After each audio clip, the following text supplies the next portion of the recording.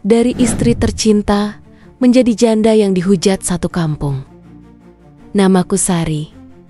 Aku seorang perempuan biasa. Dulu aku istri dari seorang pegawai negeri yang sangat aku cintai. Namanya Andi. Kami menikah dengan sederhana.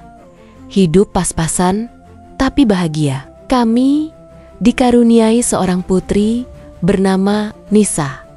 Usianya baru 5 tahun saat semua itu terjadi. Aku masih ingat, pagi itu suamiku berangkat kerja seperti biasa. Aku menyiapkan sarapan, mengecup pipinya sebelum dia pergi. Tak pernah terbayangkan, itu adalah kecupan terakhir. Siang harinya, telepon berdering. Suara di seberang sana memberitahuku, suamiku mengalami kecelakaan. Sebuah truk remblong menghantam mobil dinas yang ditumpanginya. Suamiku meninggal di tempat. Dunia seolah runtuh. Aku histeris, menangis sejadi-jadinya. Aku tak tahu bagaimana melanjutkan hidup, tapi aku harus kuat demi Nisa. Hari-hari setelah pemakaman, aku masih dalam duka mendalam. Tapi duka itu belum seberapa dibanding badai yang datang kemudian. Awalnya, semua tetangga datang melayat, memberi simpati, tapi tak lama, bisik-bisik mulai terdengar. Aduh, Sari masih muda, udah janda, hati-hati ya. Suami-suami kita bisa diincar. Aku dengar suaminya nggak sempat tinggalkan banyak harta. Gimana ya dia hidup nanti? Aku pura-pura tak dengar. Aku fokus merawat Nisa, mencoba mencari pekerjaan sampingan. Aku menjahit di rumah, menerima pesanan kecil-kecilan. Suatu hari, seorang bapak tetangga sebelah datang menawarkan bantuan. Dia bilang, kalau butuh apa-apa, jangan sungkan. Aku berterima kasih, menganggap itu sebagai kebaikan sesama. Tapi 2 hari kemudian, kabar sudah menyebar. Katanya, aku mulai menggoda bapak itu. Istrinya marah besar, datang ke rumahku sambil membawa ibu-ibu lain. Mereka menghardik aku di depan rumah. Janda kok nggak tahu diri. Baru berapa hari suami mati, udah cari laki-laki. Aku terpukul. Aku hanya menangis, memeluk Nisa yang ketakutan. Setelah kejadian itu, hidupku makin berat. Anak-anak tetangga dilarang bermain dengan Nisa. Di warung, aku sering dijauhi. Jika aku ke pengajian, tatapan sinis menembus dada.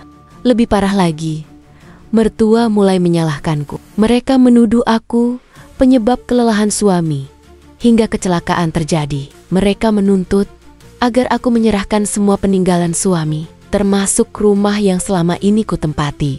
Aku coba bertahan. Aku tunjukkan surat kepemilikan yang atas nama kami berdua. Tapi mereka tak peduli. Suatu malam, rumahku dilempari batu. Ada pesan di kertas yang dilemparkan, "Pergi kau, perempuan tak tahu malu."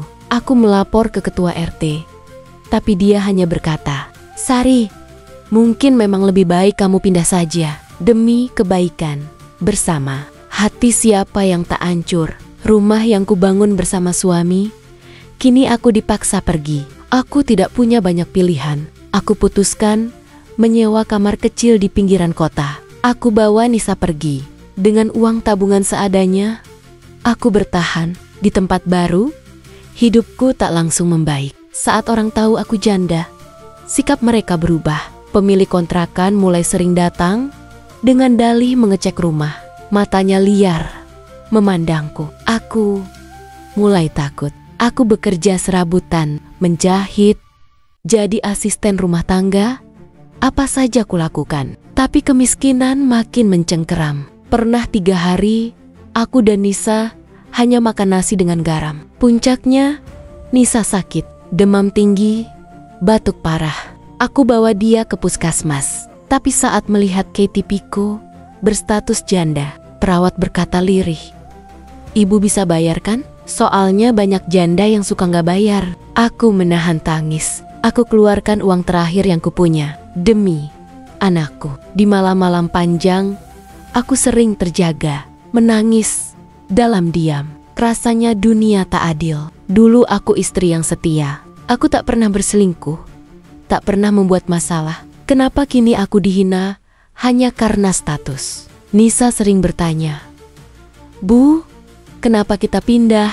Kenapa aku nggak boleh main sama teman-temanku? Aku hanya bisa memeluknya erat." "Nisa sayang, dunia ini kadang kejam, tapi kita harus kuat." Aku mencoba bangkit. Aku bergabung dengan komunitas perempuan kepala keluarga. Di sana, aku temukan banyak kisah serupa. Ada yang lebih tragis dariku. Ada yang diusir dari kampung. Ada yang dipukuli mertua.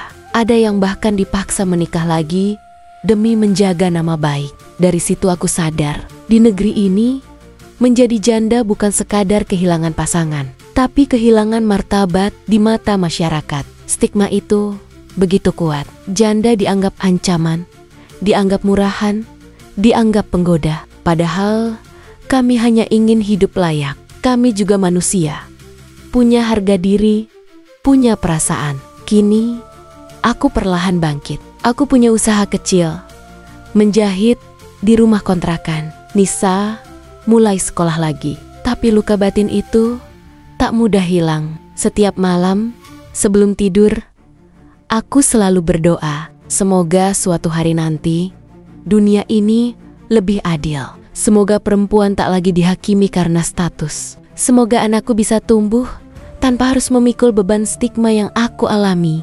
Aku tahu, mungkin harapan itu masih jauh, tapi aku akan terus berjuang untuk Nisa, untuk diriku sendiri, untuk semua janda yang pernah dipaksa tunduk oleh kejamnya dunia.